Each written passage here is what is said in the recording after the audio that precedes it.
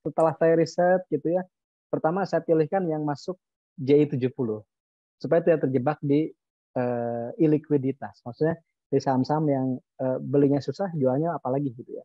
Jadi saya pilihkan saham-saham yang belinya gampang, jualnya apalagi gitu.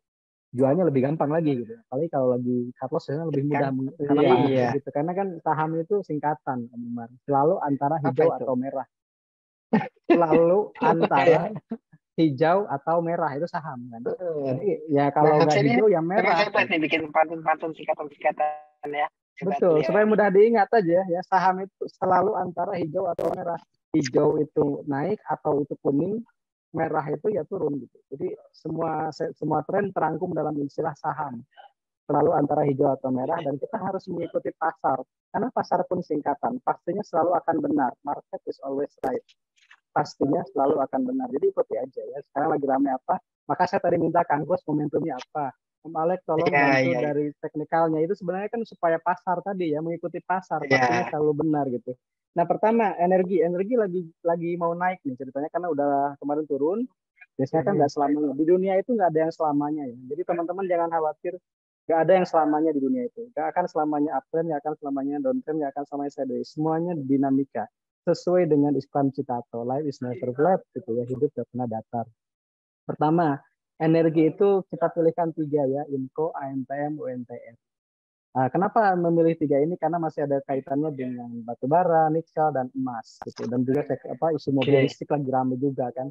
INCO, AMTM, UNTR, dan ini utangnya relatif masih terkendali ya. Terutama INCO ini masuk ke dalam 10 besar saham syariah dengan rasio utang terkecil selain Demas dan Sido ya. Kemudian yang dari sektor telekomunikasi, Excel dan ISAT. Itu karena kita lihat juga kinerja di kuartal 1. Kemudian dari non cyclical ada ICBP dan Mayora. ICBP juga saya baru melihat ada lonjakan laba yang di atas 100% ya, itu jarang-jarang kan saham ICBP naik di atas Iya, 100% betul, labanya betul, gitu. betul. Kemudian terakhir dari perbankan yang nggak ada lagi ya, perbankan yang bisa saya ini cuma dua ya.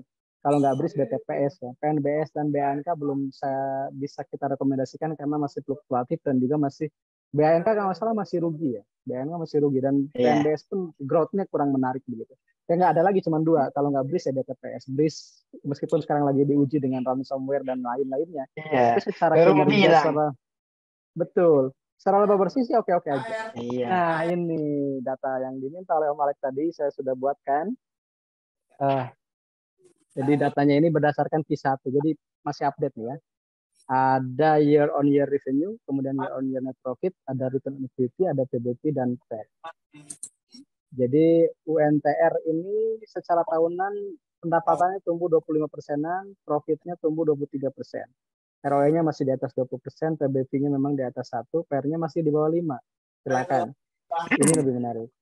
Kemudian Inco juga revenue-nya 61%, net profit-nya 51%, ROE-nya 16%, ini double digit semua ya. PBV dan PER-nya. Kalau saya patokannya ini, Om. Jadi kalau PER PBV masih di bawah 22 itu masih oke lah. Masih oke untuk saham-saham Oke. seperti ini.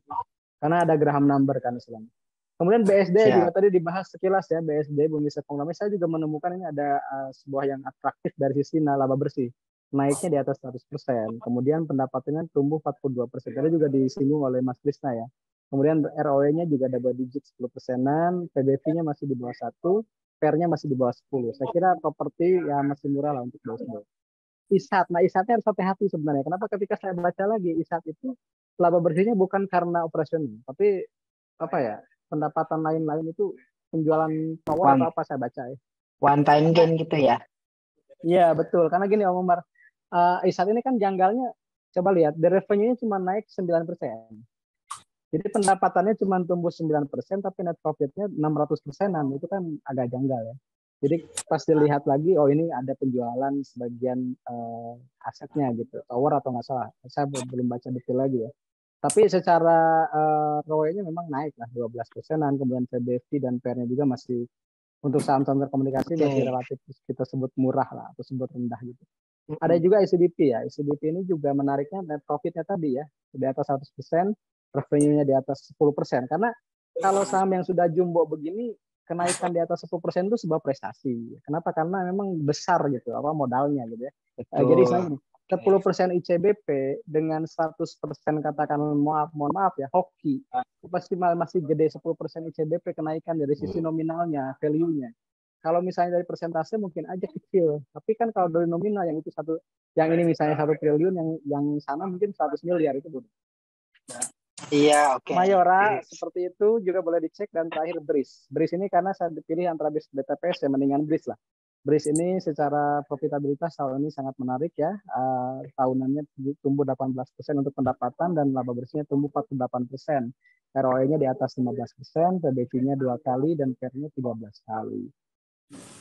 Nah, untuk apa istilahnya teman-teman tidak perlu bingung juga untuk menentukan saham syariah atau bukan, tinggal cek HISA. HISA itu aplikasi dari syariah saham ya. HISA sendiri itu bahasa Arabnya dari saham, bahasa Arabnya saham adalah HISA. Dan HISA ini singkatan sebenarnya, Highly Informative Syariah Stock Application gitu. Jadi aplikasi screener saham syariah yang penuh dengan informasi kan seperti itu. Kalau Fatama ini sebenarnya bukan jualan kaos ya, tapi Fatama itu singkatan Fundamental Analysis, Technical Analysis, Money Management. Jadi FA-nya Fundamental Analysis, TA-nya Technical Analysis, MA-nya Money Management. Atau disingkat di bawahnya ada what, apa yang dibeli, when, kapan belinya dan menjualnya, how, seberapa besar risiko yang kita siap untuk kita ambil. Seperti itu. Saya kira cukup. Terima kasih. Mohon maaf kalau banyak kekurangan. Kita diskusi setelah ini.